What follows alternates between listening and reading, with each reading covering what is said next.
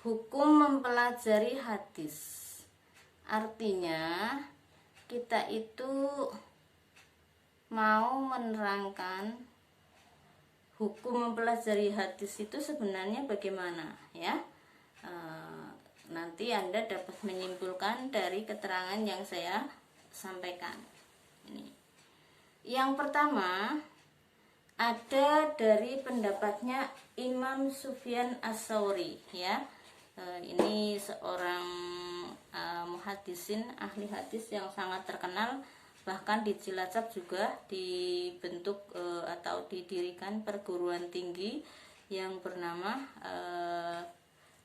itu Imam Ats-Tsauri ya. Ini nah perguruan tinggi Imam Ats-Tsauri ini. Jadi Imam Sufyan Ats-Tsauri ini itu mengatakan seperti ini. Aku tidak mengetahui ilmu yang paling utama setelah ilmu hadis, ya. Sebab motivasi orang-orang yang berkecimpung di dalamnya semata-mata karena Allah. Artinya apa? Imam Sufyan Ats-Tsauri ini merasa, ya, bahwa yang paling utama dalam hidup, terutama adalah bagi para ilmuwan, itu mempelajari atau mengkaji tentang ilmu hadis. Mengapa? Karena menurut beliau, orang yang belajar atau mempelajari ilmu hadis itu adalah orang-orang yang betul-betul ikhlas lillahi ta'ala, semata-mata belajar karena Allah. Iya bukan? Iya kan? Kita setuju. Kenapa? Ya kalau tidak karena Allah, buat apa sih belajar ilmu hadis? Ya kan? Kebanyakan orang ya paling kuliah di kedokteran supaya jadi dokter ya, supaya jadi orang yang hebat, uangnya banyak kan gitu ya. Terus kuliah di fakultas ekonomi biar apa?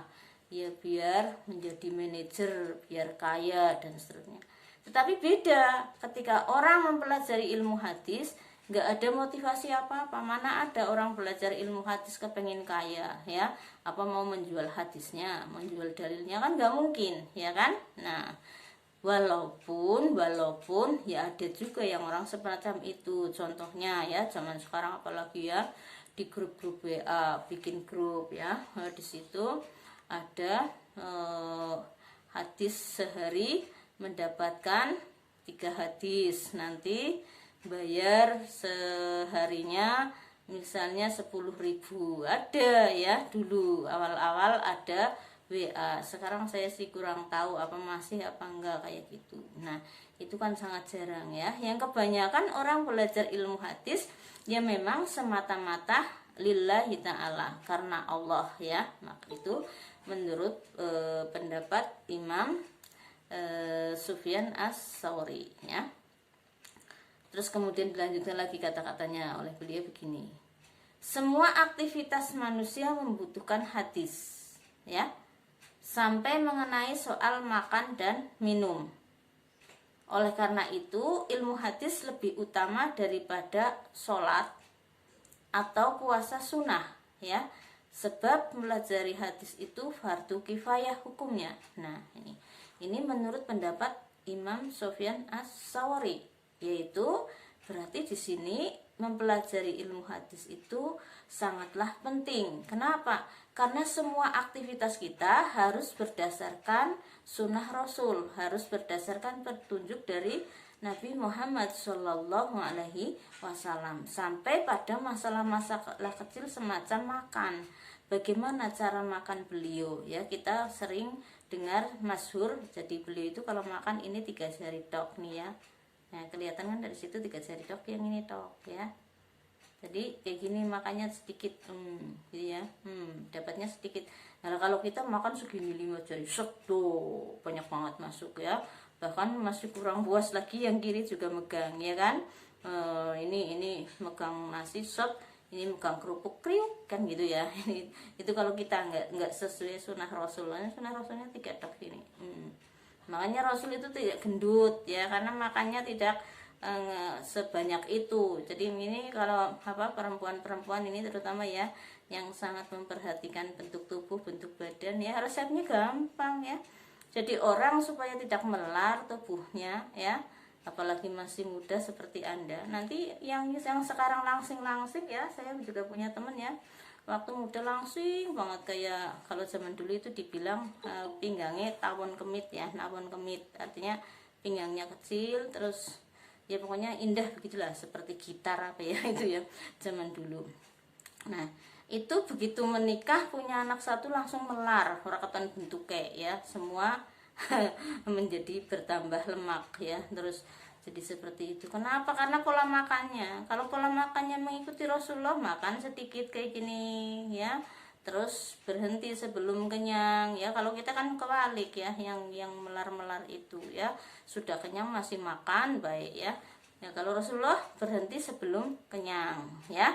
Terus kemudian di situ Rasulullah juga tidak makan banyak, bahkan sering berpuasa. Bahkan kita sering dengar Rasulullah itu ketika lapar nggak punya makanan sampai perutnya itu dipakai ini apa itu sabuk ya, kenceng banget, dan sabuknya itu disumbat dengan 5 kerikil ya, kerikil. Jadi di sini pakai ini misalnya sabuk, di dalamnya itu sudah ada kerikilnya supaya menopang perutnya, supaya jangan supaya terasa penuh. Itu Rasulullah ya. Kalau orang-orang zaman sekarang nggak begitu ya.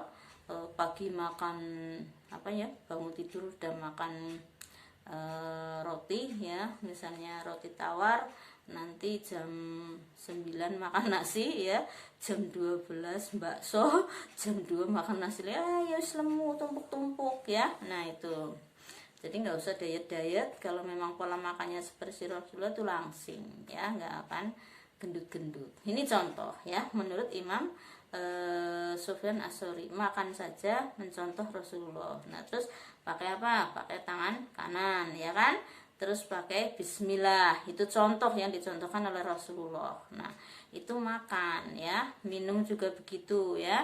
Di dalam Al-Quran bahkan dikatakan kulu wasrobu, makanlah dan minumlah. Berarti kalau orang sebaiknya tuh makan dulu baru minum, bukan minum dulu baru makan kan gitu. Nah itu adalah dalam ilmu hadis ya. Nah kemudian di sini kalau saya malah berpikir lebih jauh lagi, tidak cuma makan ya, ke toilet pun diatur kan dalam hadis ya. Jongkok ya, masuk toilet harus berdoa dulu, harus pakai kaki kiri dulu, terus kemudian cara jongkoknya bagaimana ya, terus kemudian menghadapnya kemana, terus ceboknya bagaimana, itu diatur itu dalam hadis. Dikira enggak ya. Makanya kemudian di sini menurut Imam Sufyan Ats-Tsauri, belajar mempelajari ilmu hadis hukumnya adalah fardu kifayah ya. Fardu kifayah artinya di antara kumpulan umat muslim itu harus ada yang mau mempelajari hadis dengan benar-benar belajar ya, supaya untuk apa ya, memberikan pencerahan ya, memberikan pendidikan kepada umat, kepada masyarakat, bagaimana pola hidup yang sesungguhnya menurut Rasulullah. Karena di situ Rasulullah itu sudah sangat lengkap menjelaskan mengenai perilaku semua, termasuk bagaimana cara jalan, bagaimana cara makan, bagaimana cara minum dan seterusnya kan begitu ya, bahkan bagaimana cara di toilet itu. Nah bahkan Imam Sufyan Ats-Tsauri juga mengatakan di sini ya, bahwa belajar ilmu hadis itu lebih utama daripada sholat dan puasa sunnah. Mengapa? Itu tadi, kalau sholat sunnah atau puasa sunnah itu cukup hukumnya cuma sunnah ya kan. Nah sunnah kan boleh dilakukan ya, atau kalau dilakukan mendapat pahala, tidak dilakukan juga tidak apa-apa, itu sunnah. Nah sedangkan belajar ilmu hadis menurut Imam Sufyan Ats-Tsauri adalah fardu kifayah. Berarti kan di atasnya sunnah, sudah fardu sih. Fardu kan artinya wajib ya. Cuma wajibnya di sini tidak individu ya, tidak wajib perseorangan, tapi wajibnya adalah wajib kifayah. Jadi perwakilan ya, wajibnya kalau sudah ada yang belajar ya yang lainnya tidak belajar tidak apa-apa ya. Misalnya apa di Unuga itu yang belajar ilmu hadis ya fakultas keagamaan Islam kan. Tapi kalau fakultas lain semacam fakultas teknik, fakultas apa yang buana bora kayaknya nggak ada ya, cuma agama tok gitu, nggak ada ilmu hadis. Itu sudah memenuhi kewajiban fardu kifayah. Saya lanjutkan. Nah sekarang menurut Imam Syafi'i, bagaimana menurut Imam Syafi'i hukum mempelajari ilmu hadis? Nah Imam Syafi'i mengatakan demikian, demi umurku, soal ilmu hadis ini termasuk tiang agama yang paling kokoh dan keyakinan yang paling teguh ya, tidak digemari menyiarkannya selain orang-orang yang jujur lagi takwa, dan tidak dibenci menyiarkannya selain orang-orang munafik lagi celaka. Itu tadi menurut Imam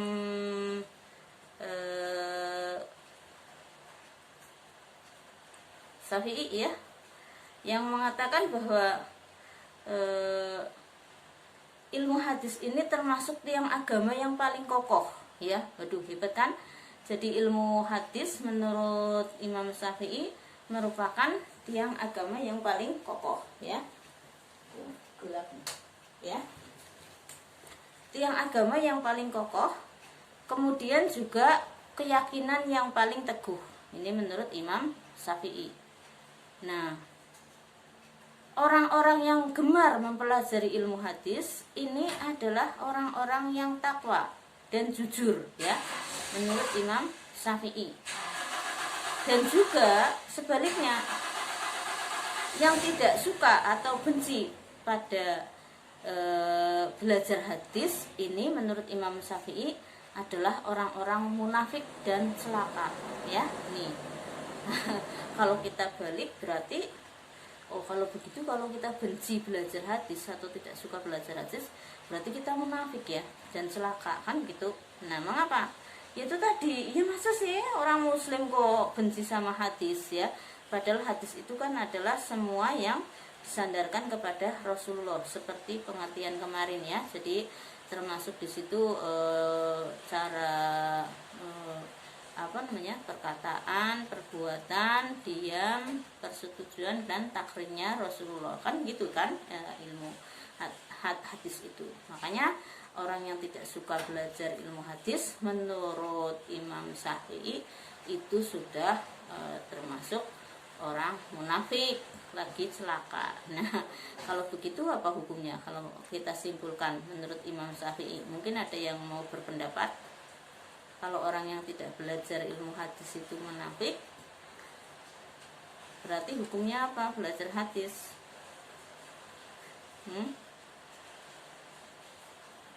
Pada diem, nggak ada ya, pada nggak dengerin ya. Oke, saya lanjutkan yang seterusnya ya. Yang selanjutnya adalah Al-Hakim ya. Menurut pendapat Al-Hakim, andai kata tidak banyak orang yang menghafal sanad hadis, niscaya menara Islam roboh dan niscaya para ahli bid'ah berkiprah membuat hadis palsu dan memutarbalikkan sanad. Nah ini Al-Hakim itu sampai mengatakan kalau tidak ada orang Islam yang mau belajar hadis, maka Islam roboh, menara Islam. Artinya ya Islam itu sendiri roboh ya. Karena apa? Karena semua ahli bid'ah atau semua amal ibadah dan amal perbuatan kita itu akan mengacu pada bid'ah, tidak pada sunnah. Itu menurut Al-Hakim. Nah, kalau dengan demikian berarti dapat kita simpulkan ya, dapat kita garis bawahi, berarti belajar ilmu hadis hukumnya adalah fardu kifayah seperti tadi. Jadi kalau fardunya sudah jelas, sedangkan fardunya itu bukan fardu individu, fardunya sudah jelas, tapi kifayah juga di sini. Artinya tidak harus semua orang belajar ilmu hadis, tapi bisa orang mewakili sekelompok orang itu mewakili pada ilmu hadis tersebut. Nah, udah ya. Terus saya sampaikan di sini. Sekarang apa perbedaan hadis qudsi, Al-Quran dan Al-Hadis ya? Kemarin kan belum disampaikan yang ini ya. Perbedaannya apa? Hadis qudsi, Al-Quran dan Al-Hadis. Nah, di sini hadis qudsi itu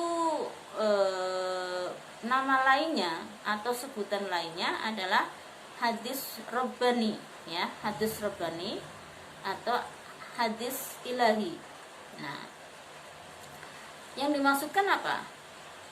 Yaitu firman Allah Subhanahu wa taala yang disampaikan kepada Nabi Muhammad sallallahu alaihi wasallam dengan redaksi dari Nabi Muhammad sallallahu alaihi wasallam. Ya, kita cermati, kita perhatikan baik-baik. Jadi hadis qudsi itu ya firman Allah, cuma bukan Al-Qur'an. Karena apa? Karena di sini firman Allah yang berupa hadis yang dinamakan hadis qudsi ini adalah disampaikan kepada Nabi, terus sama Nabi disampaikan ke kita dengan redaksi dari Nabi, tidak langsung yang dari Allah. Ya, redaksinya. Paham ya sampai sini ya? Halo, paham? Halo? Oh, nggak ada yang dengar ya. Di mute barangkali ya. Nah, itunya. Ya. Terus selanjutnya di sini perbedaan yang kedua, ya. Hadis qudsi adalah bukan Al-Qur'an, ya. Namanya juga hadis ya, bukan Al-Qur'an. Artinya kenapa dikatakan bukan Al-Qur'an? Ya, kalau Al-Qur'an kan semuanya dari Allah, itu ya. Nah, ini dari Allah kok tapi bukan Al-Qur'an, yaitu hadis qudsi, ya. Terus yang selanjutnya yang ketiga, biasanya berisi tentang sifat-sifat Allah, ya. Jadi kalau hadis qudsi itu khusus biasanya berisi tentang sifat-sifat Allah Subhanahu wa taala. Sedangkan kalau Al-Qur'an itu universal, artinya tidak hanya sifat-sifat Allah, ya, komprehensif. Artinya memiliki banyak muatan, memiliki banyak materi ya kalau Al-Qur'an. Ya misalnya materi muamalah ya, materi ibadah ya, materi jinayat itu ya kalau Al-Qur'an.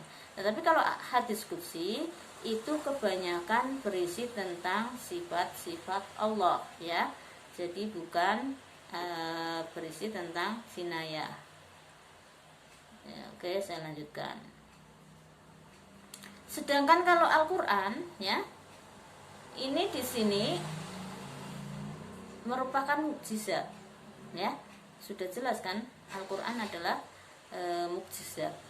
Kalau yang tidak percaya Al-Qur'an mukjizat, ya, mulai sekarang coba Anda biasakan membaca Al-Qur'an. Ya, saya itu sangat yakin kalau Al-Qur'an itu mukjizat, ya. Jadi saya sangat yakin Al-Qur'an juga obat, ya. Argumentasi saya begini. Saya sejak masih kanak-kanak itu sangat suka terhadap Al-Qur'an, bahkan segala sesuatu yang dinisbatkan kepada Islam. Memang saya senang ya, sama Rasul saya senang, sama Al-Qur'an juga saya senang, sama sahabat Rasul juga senang, sholawat juga senang dan sebagainya, termasuk Al-Qur'an. Nah, saya itu kemana-mana sejak masih SMP membawa Al-Qur'an kecil segini, Al-Qur'annya ya, kecil segini ya. Tapi saya masih muda, masih SMP, jadi bisa baca ya. Kecil itu kemana-mana saya bawa, dan kalau saya sedang mengalami suatu masalah atau tidak mengalami masalah tapi punya bisikan hati atau di batin itu saya buka Al-Qur'an, pasti bacaannya pas sesuai dengan apa yang ada di hati saya gitu. Jadi maka saya yakin bahwa Al-Qur'an itu adalah mukjizat. Nah, kalau Al-Qur'an obat, Bahkan saya belum lama ya, kemarin saja belum lama. Jadi saya itu ini bibir saya kemarin itu apa ya, sama kaki saya tuh sakit, nggak tahu kena apa, mungkin alergi makanan ya, tiba-tiba bengkak-bengkak gede di sini, terus merah-merah itu ya sampai ke dalam mulut ke sana. Dan saya browsing di Google internet malah katanya bisa kanker mulut lah, kan ngeri kan. Nah tapi sengeri-ngerinya saya males berangkat ke dokter berobat antri gitu ya. Akhirnya saya mikirnya begini, Al-Quran kan syifa ya, obat. Coba deh saya baca Al-Quran surat Yasin, saya niatkan untuk menjadi obat sakit yang di mulut dan di kaki saya. Terus saya baca, ya Allah ini saya baca Al-Quran, Al-Quran adalah syifa, ini adalah kalamullah, dan engkau yang mengikrarkan menyatakan bahwa Al-Quran adalah obat, saya berobat dengan Al-Quran ini. Terus saya baca Al-Quran satu kali tok itu, Yasin, membaca surat Yasin sampai selesai. Alhamdulillah sampai sekarang sehat nih ya, kan sehat. Padahal katanya bengkak-bengkak ngeri ya, sudah warnanya itu warna apa itu ya, bukan biru, namanya apa ya, apa ya namanya, yang itu ya kayak bengkak itulah, kayak ungu kayak gitu ini ya di sini. Nah alhamdulillah sembuh. Nah itu berarti Al-Quran adalah mukjizat sampai akhir zaman ya, jangan lupa sampai akhir zaman. Makanya Anda itu jangan menyepelekan Al-Quran ya, bagaimanapun juga Al-Quran adalah mukjizat ya. Apalagi kalau saya itu ngeri ya, jadi ada golongan umat Islam yang di situ tidak meyakini Al-Quran sebagai Al-Quran yang kita baca dengan mushaf itu, yang berbentuk buku itu suci ya, karena yang dianggap suci adalah yang di Lauh Mahfuz ya. Maka kemudian Al-Quran yang berbentuk buku itu disamakan dengan buku biasa ya, disamakan dengan Quran. Itu Islam, itu orang muslim ya. Dan saya tahu sendiri, saya punya teman mahasiswa dulu di kampus saya kuliah, itu diinjak-injak berani ya, Al-Quran diinjak, disobek ya. Nah karena merasa bahwa Al-Quran itu tidak sesuci itu. Yang dimaksudkan Al-Quran sebagai mukjizat, yang dimaksudkan Al-Quran sebagai kitab suci. Ada hujan kali ya, nggak kedengaran. Sudah dengar sekarang? Halo? Sudah dengar? Hujan, katanya nggak dengar suaranya. Dengar ya? Ya. Nanti kalau yang tidak dengar,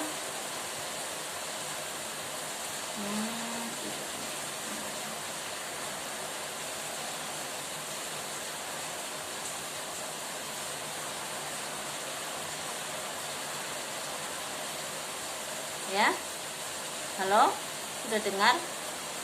Hujan deras kali nggak dengar ya. Jadi Al-Quran itu saya dekatkan ya,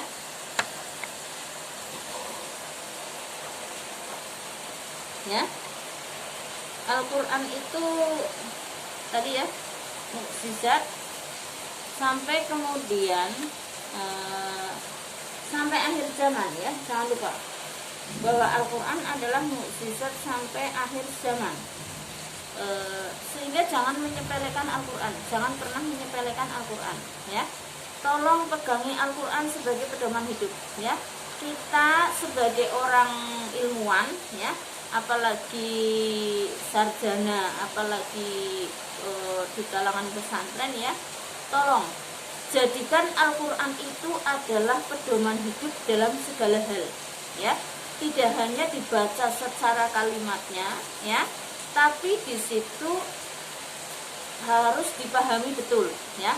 Dan saya juga menyarankan kepada para guru, para dai ya, para ustadzah ya, ustadz di TPQ, Madin, maupun Anda selaku anggota masyarakat, tolong ya, dibiasakan Al-Quran ini menjadi pedoman hidup ya. Terus kemudian juga diserukan kepada masyarakat membudayakan hidup dengan Al-Quran ya, tidak hanya bacaannya saja. Kalau bacaan misalnya dirutinkan ada yasinan, oke lah ya. Terus kemudian jangan lupa itu yang seperti tadi saya bilang, segala permasalahan hidup Anda kembalikan dalam Al-Quran yang sudah saya contohkan tadi ya. Misalnya saya kok sedang pusing tentang anak saya ya, tiba-tiba saya bismillah begini, ya Allah, bismillahirrahmanirrahim, niat nyuwun petunjuk melalui Al-Quran ya. Terus langsung saya buka Al-Quran, saya tadarus, dilalah di situ ada solusi itu pasti ya, itu Al-Quran ya. Terus kemudian untuk diri sendiri ya, terus kemudian untuk obat, apalagi sekarang di masa pandemi itu adalah imun dan obat. Jadi makanya baca Al-Quran terus menerus ya. Nah, meskipun Al-Quran ya tidak hanya Al-Baqarah itu, tapi ada Al-Ikhlas dan lain-lain itu ya, itu Al-Quran. Nah, tapi kalau misalnya Anda kemudian mengkaji lebih dalam, yaitu terjemahnya paling enggak ya, saya minta Anda itu punya Al-Quran terjemah di rumah ya. Al-Quran terjemah ini untuk apa? Khususnya adalah bagi yang tidak ngalim-ngalim betul terhadap bahasa Al-Quran, bahasa Arab ya, atau ngalim tapi kan tafsirnya takut salah ya, lebih selamat memakai terjemah. Artinya supaya kita itu ketika membaca Al-Quran tidak hanya membaca lafadznya saja, tetapi mengerti isinya. Ini ya, harus yakin Al-Quran sebagai mukjizat. Tapi keyakinan ini bukan sekedar iyalah aku percaya Al-Quran sebagai mukjizat, tapi harus digunakan sebagai pedoman hidup ya. Bahkan kalau perlu berobat pun dengan Al-Quran. Caranya gimana ya? Dibaca, bukan Al-Qurannya disoek, dicemplung namaring banyu, diinum, bukan ya. Tapi dibaca Al-Qurannya kemudian dijadikan obat ya kan. Terus yang kedua, perbedaan Al-Quran dengan hadis qudsi adalah kalau Al-Quran itu membacanya termasuk ibadah ya. Kalau hadis qudsi tidak. Artinya kalau tidak diniati ibadah, niat langsung ibadah, maka hadis qudsi itu ibadah, artinya begitu. Tapi kalau memang diniatin saya mau membaca hadis qudsi ibadah lillahi ta'ala, ya sudah ibadah. Artinya di sini sedang membedakan bahwa Al-Quran itu secara otomatis bila membaca Al-Quran maka dihitung sedang beribadah. Makanya nggak usah sulit-sulit, bingung mau ibadah puasa sunnah di bulan Rajab, kencot ya, orang kuat ya kan, sedekah ora duit ya wis lah maca Quran baik gitu ya. Membaca Al-Quran termasuk ibadah. Yang ketiga, perbedaan antara Al-Quran dengan hadis qudsi, bahwa Al-Fatihah itu adalah termasuk bacaan yang wajib bila yang wajib dibaca pada waktu sholat. Artinya apa?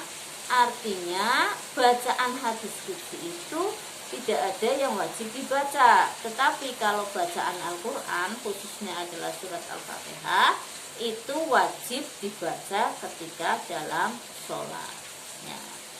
Terus kemudian di sini haram meriwayatkan hanya terjemahnya saja. Ini yang keempat ya, perbedaan hadis qudsi dan Al-Quran yang keempat. Al-Quran itu haram hukumnya kalau hanya meriwayatkan terjemahnya saja. Misalnya apa? Ini baca Al-Quran tiba-tiba sampai membaca ya dengan nama Allah ya, yang maha pengasih lagi maha penyayang, itu kan bismillahirrahmanirrahim. Nah, sampai meriwayatkannya hanya itunya saja, terjemahnya saja ya, dengan nama Allah yang maha pengasih lagi maha penyayang gitu ya.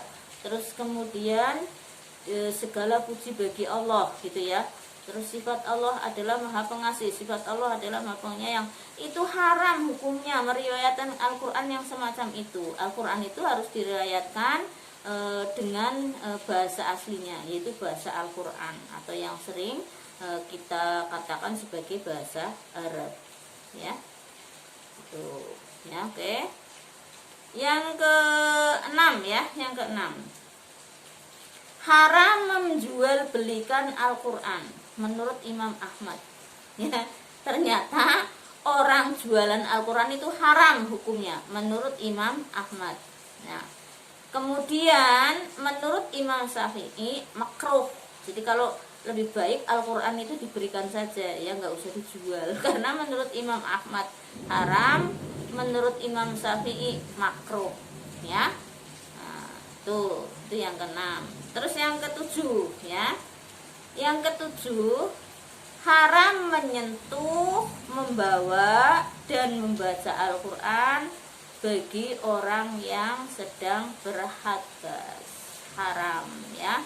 Jadi nggak usah membawa Al-Qur'an, menyentuh atau membaca Al-Qur'an ketika sedang hadas. Jadi kalau membaca Al-Qur'an, ya, bersuci dulu. Nah, terus bagaimana pendapat yang lain yang tidak mengharamkan, Bu Tuti? Yaitu pendapat yang lain memang ada yang tidak mengharamkan seperti itu.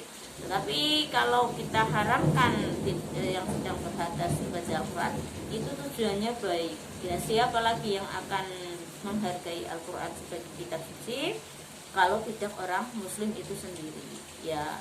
Terus apalagi kalau dikaitkan dengan ayatnya kan ada, ya, dikatakan di sana ilal mutahharun, ya, artinya apa? Orang yang boleh memegang membaca Al-Qur'an itu adalah orang-orang yang disucikan atau orang-orang yang bebas atau suci dari hadas, ya, sudah jelas. Meskipun ada juga yang berpendapat bahwa yang dimasukkan Al-Qur'an yang suci itu adalah yang di Lauh Mahfuz, ya kan? Nah, tapi ternyata di situ al-mutahharunnya juga seperti itu. Artinya adalah orang yang suci dari hadas. Masa yang di Lauh Mahfuz harus menunggu harus dikorelasikan dengan orang berhadas, ya, malah lebih aneh lagi. Jadi makanya di sini menurut saya Al-Qur'an ya Al-Qur'an lah, nggak usah yang di Lauh Mahfuz. Kalau yang di Lauh Mahfuz ya kalamullah, kalam qadim, artinya Al-Qur'an yang belum diturunkan sampai kepada Rasulullah, kan gitu, ya. Terus kemudian yang ke-8, kitab selain hadis qudsi tapi merupakan kalamullah, itulah yang dinamakan Al-Qur'an. Sedangkan yang bukan Al-Qur'an tapi merupakan kalamullah yang redaksinya dari Rasulullah adalah merupakan hadis qudsi. Saya kira saya cukupkan sekian dulu, ya. Bagi yang mau bertanya monggo, yang fakultas